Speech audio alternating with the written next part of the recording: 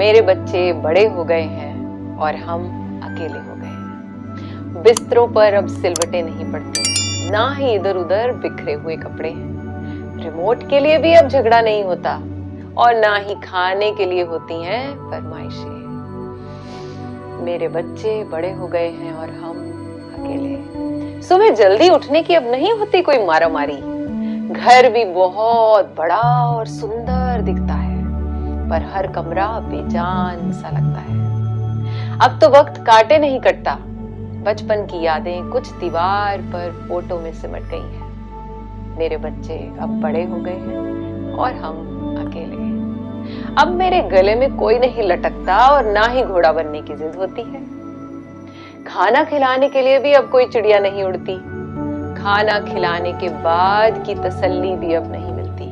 ना ही रोज की बहसों और तर्कों का जमाना है, ना ही अब झगड़ों को निपटाने का मजा है और ना ही बात बेबात गालों पर मिलता दुलार है। बजट की खींचतान भी नहीं है अब।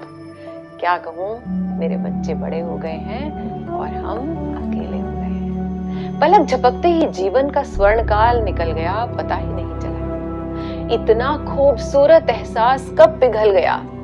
तोतली सी आवाज में हर पल उत्साह था। पल में हंसना, पल में रो देना। बिसाख था, गालों पर उमड़ता प्यार था। कंधे पर थपकी, गोद में सो जाना, सीने पर लिटाकर वो लोरी सुनाना, बार बार उठकर रजाई को ओढ़ाना। अब तो बिस्तर भी बहुत बड़ा हो गया है। मेरे बच्चों का प्यारा बचपन कहीं खो गया है। अब कोई जुराबें इधर उधर नहीं फेंकता। अब फ्रिज भी घर की तरह खाली रहता है। किचन हरदम सिमटा सा रहता है।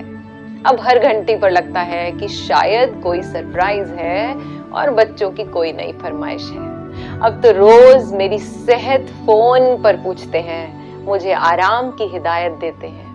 पहले हम उनके झगड़े निपटाते थे आज वे हमें समझाते हैं। लगता है अब शायद हम बच्चे हो गए हैं।